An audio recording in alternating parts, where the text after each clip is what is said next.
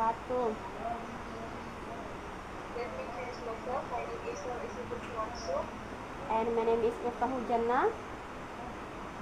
So today we are going to discuss the different types of tests used in education and how it serves a unique purpose in the learning process. That sounds interesting. There's a lot to consider when it comes to assessment in education, and each type plays a distinct role in supporting both students and educators. Let's start with placement tests. This helps the students at the right level based on their abilities, making sure they are in the appropriate class. Yes, placement tests are critical. As Brown mentioned, they assess a student's proficiency before they start a course to ensure they're in the right class according to their abilities. Bachmann also emphasized the importance of reliability and accountability for placement tests to be effective tools in accurately placing students. And where at that and where at the construct validity is key. Placement tests must measure what they intend to assess, like language ability, and match the purpose of helping students get into the right class. It's interesting how Brown, Winter, and Martinez use the binary Latin class model to analyze language placement tests. The study showed that choosing the right number of groups is crucial to accurately grouping students based on their language abilities. That's right. If the groups aren't formed correctly, the test might not give a true picture of students' abilities, which could lead to poor placement decisions. Second, placement tests are essential for ensuring students are placed at the right level, but after placement achievement tests play an important role in measuring how well students have learned the material. Achievement tests assess the level of learning that has taken place after specific instruction. Egun and Gould point out that these can cover everything from broad topics to more specific skills, like learning how to make pizza dough. Crocombe mentioned that these tests assess students' performance based on a specific syllabus or program, often used to evaluate what a student has learned after their school.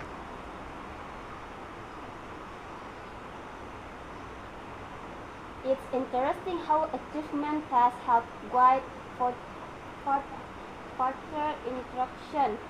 What for explain that these tests are often given at the end of a course or semester to see if learning objectives were met.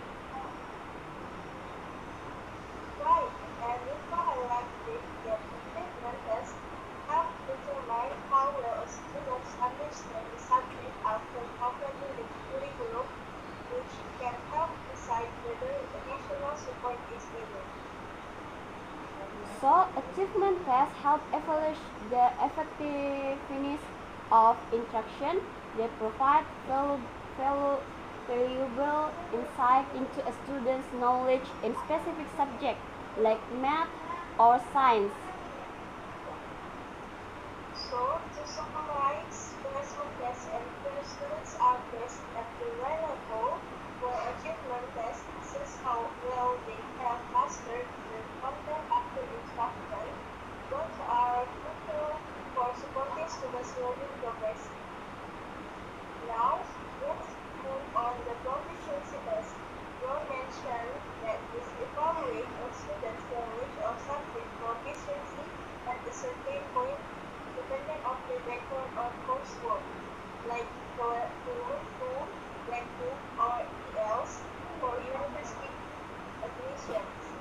Exactly. Proficiency tests measure general ability, as become pointed out, focus on the student's capacity to perform real-life tasks rather than specific coursework. So many also emphasize the proficiency-based assess functional skills, not specific content knowledge, which is why they are often used for academic or professional purposes.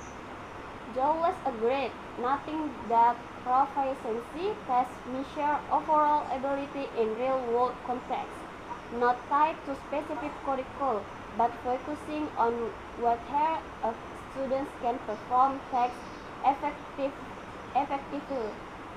effectively. So proficiency tests provide a snapshot of a student's ability in practical settings, which makes them useful for things like job placement or university admissions. Exactly. Moving on to format, format assessment, we see a different role in supporting student learning. Sadler mentioned that formative evaluation over feedback during instruction, allowing teachers to adjust their methods based on students' needs. Pop-up at the formative evaluations help identify students' learning positions, giving feedback that can guide future learning and improvement. Rolf expanded, Rolf expanded on that, saying formative assessment can range from informal methods like observations to more formal